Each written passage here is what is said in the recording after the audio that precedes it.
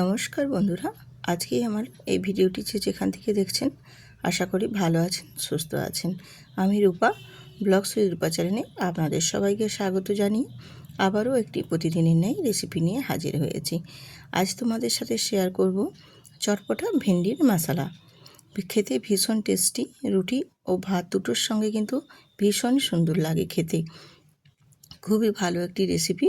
তো ভেন্ডি রেসিপি তো আমরা সবাই কম বেশি জানি, কিন্তু আমি যেভাবে বানাচ্ছি একটিবার এইভাবে ট্রাই করে দেখো, একদম ঘরোয়াভাবে খেতে অসাধারণ লাগে।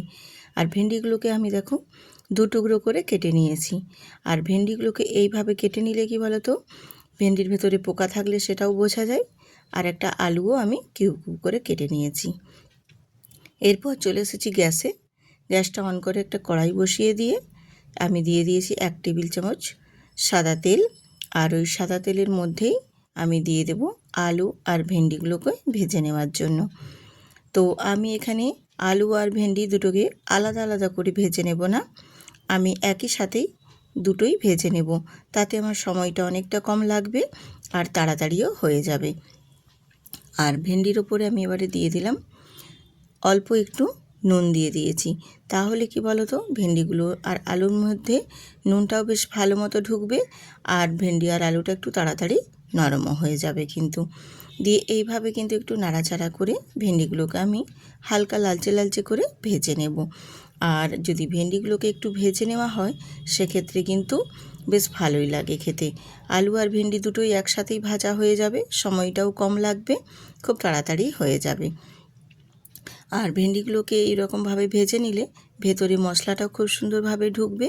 আর ভেতরে পোকা, ভেন্ডির ভেতরে যদি পোকা টোকা থাকে সেটাও দেখে নিতে পারবে। আর ভেন্ডিগুলোকে কিন্তু আগে ভালো করে ধুয়ে পরিষ্কার করে তারপর কেটে নেবে, তাহলে ভেন্ডির যে একটা হরহরা ভাব থাকে সেটা একদমই থাকবে না। আর এখানে আমি দেখো মশলাটা রেডি করে নিচ্ছি। সাদা তিল আর সর্ষে আর একটা কাঁচা লঙ্কা, এটাই আমি শিলপাটায় বেটে তারপর রেডি করে নিচ্ছি। আর এদিকে আমার ভেন্ডিটাও দেখো ভাজা হয়ে গেছে, এবার ভেন্ডিটাকেও আমি তুলে নেব। শিলপাটায় মশলা বেটে রান্না করলে সে মশলার স্বাদ কিন্তু অত্যন্ত সুন্দর হয়, ভীষণ সুন্দর লাগে, এত টেস্টফুল হয়। মিক্সিতেও সুন্দর হয়, কিন্তু শিলপাটায় আরও বেশি ভালো হয়। এরপর আমি আবারও কড়াইয়ের মধ্যে 1 টেবিল চামচ আবারও একটু তেল অ্যাড করে দিলাম। দিয়ে আমি ফোড়নের জন্য দিয়ে দেবো এখানে গোটা জিরে। আর তোমরা চাইলে এখানে একটা শুকনো লঙ্কা দিতে পারো, কিন্তু আমি কাঁচা লঙ্কা দেবো বলে আর আমি এখানে শুকনো লঙ্কা অ্যাড করছি না।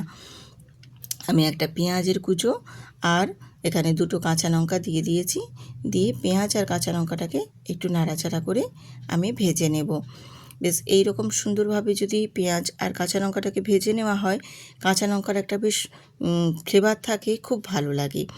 আর পেঁয়াজটাও বেশ একটু নাড়াচাড়া করে ভেজে নেব। দেখো একটু নরম নরম ঠিক হয়ে গেছে।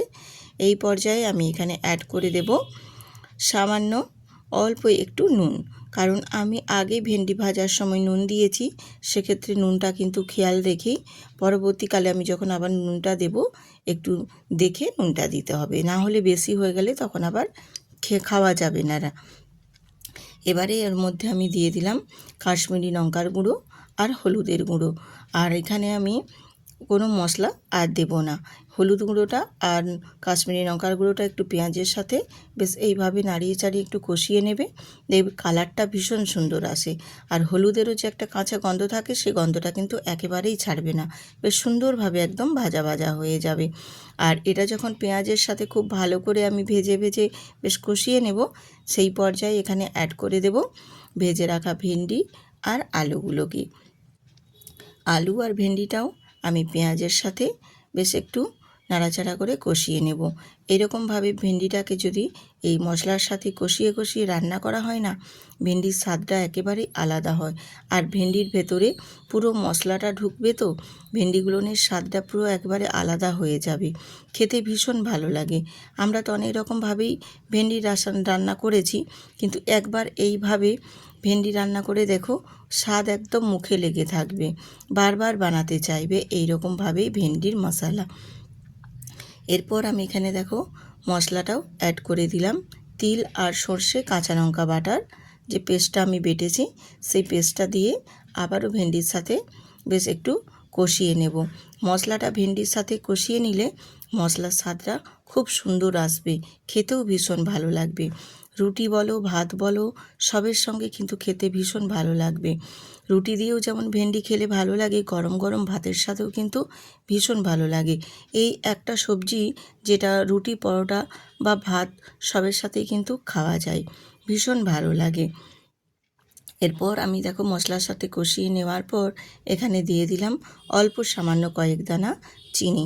চিনিটা দিলে এই সবজির স্বাদটা আরও সুন্দর লাগবে। আর তোমরা যদি রুটি দিয়ে খেতে চাও সেক্ষেত্রে চিনিটা অবশ্যই দিবে। আর অনেকেই পছন্দ করে না চিনিটা, তো সেটা যদি ভাতের সাথে খেতে চাও সেক্ষেত্রে চিনিটা কিন্তু স্কিপ করতে পারো। আর রুটি দিয়ে যদি খাও সেক্ষেত্রে কিন্তু চিনিটা একটু দেবে, তাহলে খেতে ভীষণ ভালো লাগবে। দিয়ে চিনিটা দেওয়ার পর দেখো বেশ ভালো করে আবারও আমি কষিয়ে নিয়েছি মশলার সাথে।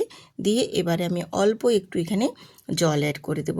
খুব বেশি জল কিন্তু আমি এখানে দেব না, কারণ মশলাটা আমার কষাতে কষাতে এবং ভেন্ডি আলুটাও অনেকটা পরিমাণে ভেজে নিয়েছি, যার জন্য আমার 90% মতো আমার এই সবজিটা সেদ্ধ হয়ে গেছে। আলু আর ভেন্ডিটা প্রায় 90% সেদ্ধ হয়ে গেছে।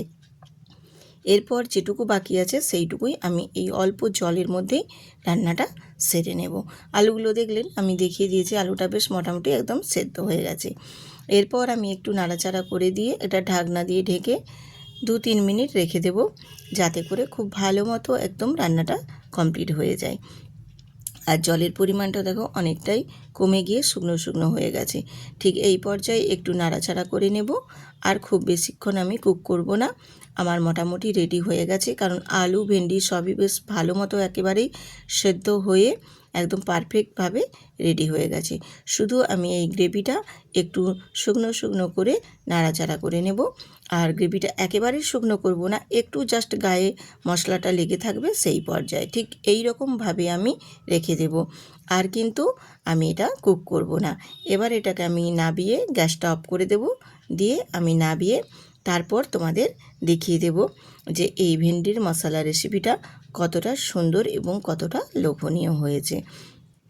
এরপর আমি একটা প্লেটে সার্ভ করে নিয়েছি, আর দেখতেও কতটা সুন্দর হয়েছে দেখুন।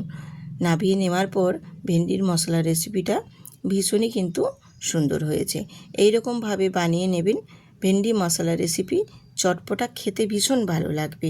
আর যদি ভালো লেগে থাকে আজকের ভিডিও, অবশ্যই কিন্তু ভিডিওটিতে একটি লাইক দিয়ে সুন্দর করে একটা কমেন্ট করবেন। আর নতুন নতুন বন্ধুরা সাবস্ক্রাইব করে বেল আইকনটি প্রেস করে দেবেন। আর পুরনো বন্ধুদের অসংখ্য ধন্যবাদ, যারা আমার প্রত্যেকটা ভিডিওতে আমার পাশে এইভাবেই থেকে এসেছে। তাদেরকে অসংখ্য অসংখ্য ধন্যবাদ আমার সমস্ত পুরনো বন্ধুদের। তো এইভাবে একবার চটপটা রেসিপি বানিয়ে তারপর আমাকে কমেন্ট করে জানাবেন। আজ এখানেই রাখছি, টাটা।